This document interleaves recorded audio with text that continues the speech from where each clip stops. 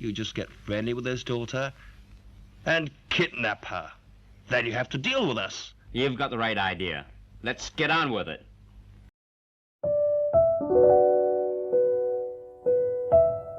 Welcome to my video. During my teenage years, I was obsessed with martial arts film. I really liked Bruce Lee films, and I saw a double pack when I went to the retailer, and it had the Big Boss titled Fists of Fury, which is very confusing because the Chinese connection has a similar title, but it was packaged with this other film, Fists of Bruce Lee, and this is a Bruceploitation film.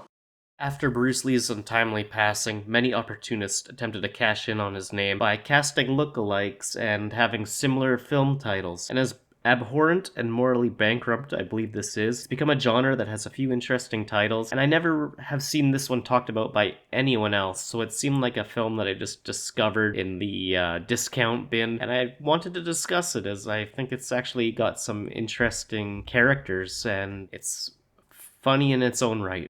It's definitely not as entertaining as some other Bruceploitation films, such as The Dragon Lives Again. In that one, Lee meets various other icons, such as James Bond, Dracula, Clint Eastwood, and Popeye. Not as entertaining as some Godfrey Ho directed films, which are just ridiculous. However, it has some interesting characters, and the horrendous dub and camera work adds some charm to the so bad it's good category. I don't like cops.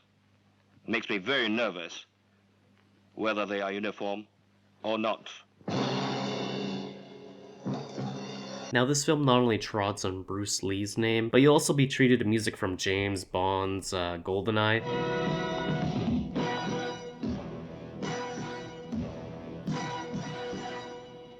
And a couple other infamous tracks, although I'm pretty sure this banger would be good to share.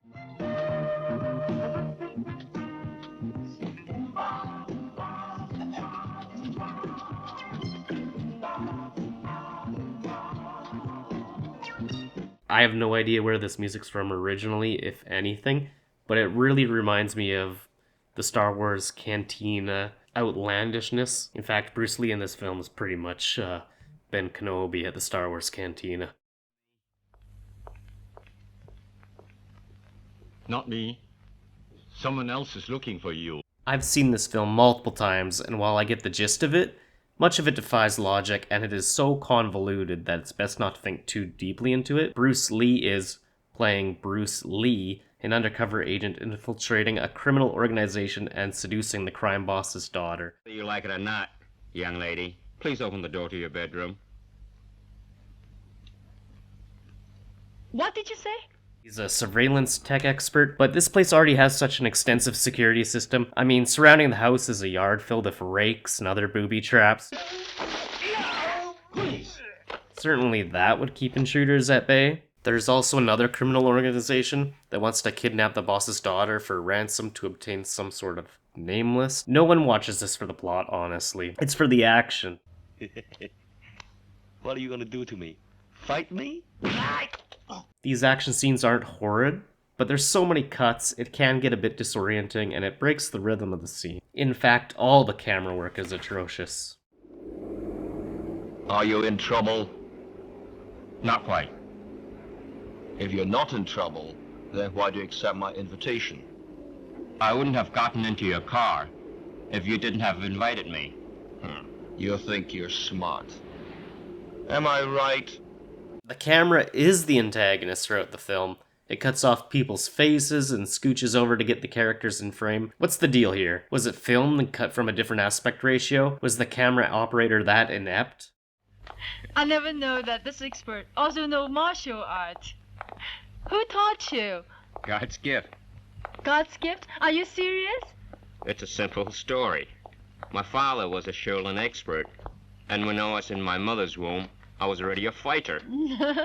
Those bumbling idiots. They're no match for me. The dub is awful.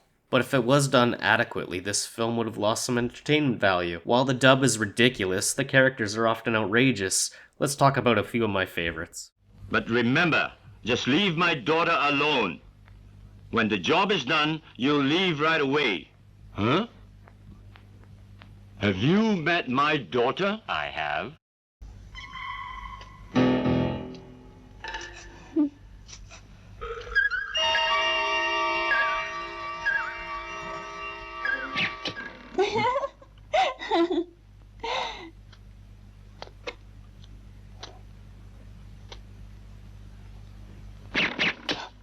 The daughter of the crime boss is absolutely nuts. She's a fully grown woman, but appears to be in a state of arrested development. She's got these dolls that shoot darts, and she's very standoffish with a shotgun. She's crazy, but apparently that's what the main character Lee is into.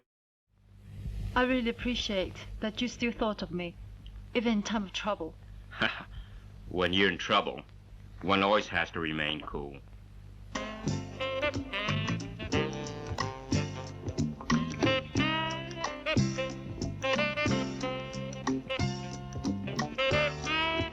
The antagonists aren't that memorable, but this Elton John lookalike stands out. Instead of taking the yellow brick road, this man chose the path of vengeance. Come on, why don't you kiss me? We'll take you to a place. What place? It can be worse than hell. He's got some nunchuck skills. He just stands out compared to everyone else in the film. I may be wrong, but I think this actor is Charles Bonnet, and he's definitely got some moves. Unfortunately, I read that he passed away in 2020. There's another memorable crony. This guy looks straight out of The Village People. Look at the great acting by the guy who shoots with the arrow. The guy's just holding it to his chest. Are you looking for Poochie Chan? You are Poochie Chan? Since you don't know Pooh, how do you know that I'm not? Oh. Poochie Chan is not a girl. I am Poochie Chan. Next up is this character. This is Poochie Chan, and he's either the best actor or the worst actor in the film, depending on your point of view. He's the head of help at the house, and is a creep that has the hots for the daughter.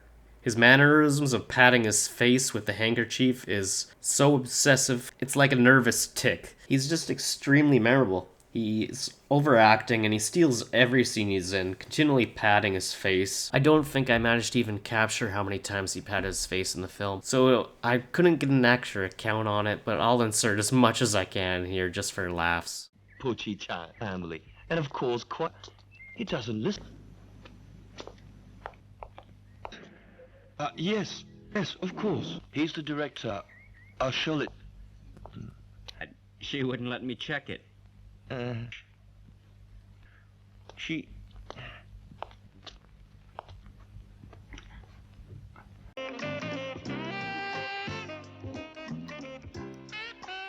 Was?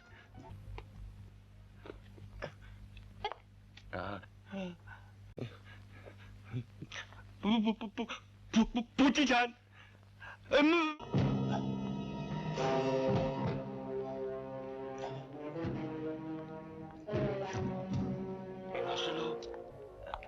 Lawyer Shen, let me tell you.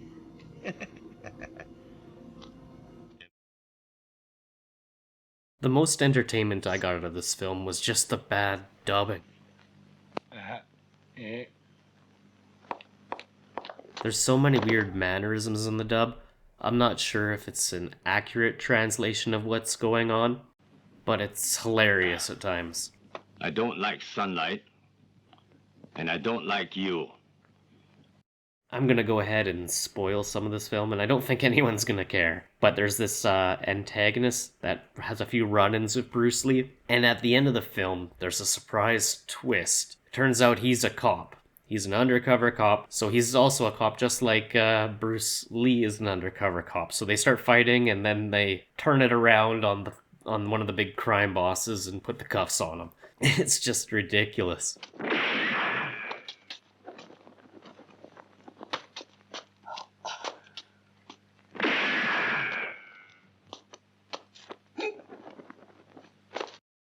There's a couple actors I recognize from other films. There's this one crime boss that I've seen in a few other Bruceploitation films.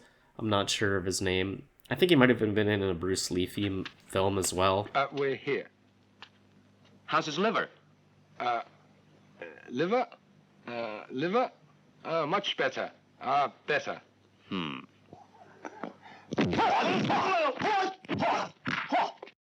One of the antagonists even has a throwback to Enter the Dragon.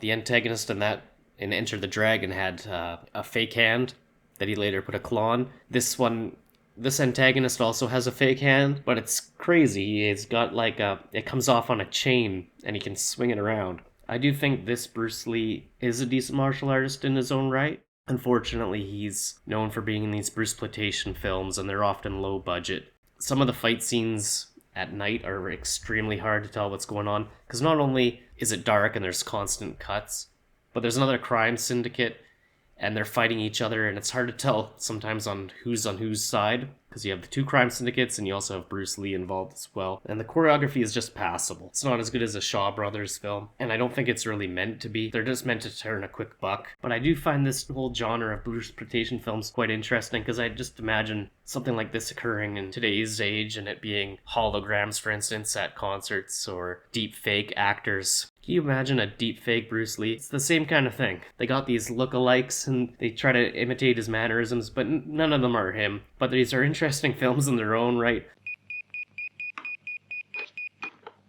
Yes, what you want? Time for Master's Medicine.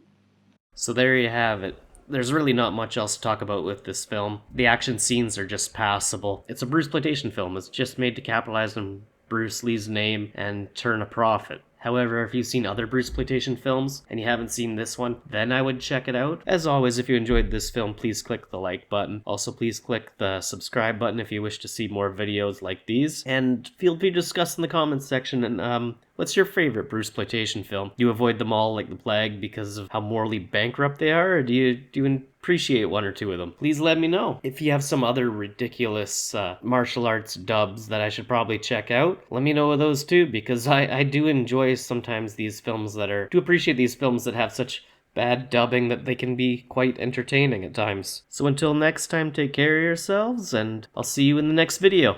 Give her to me. Okay. Lee Min-chun, you?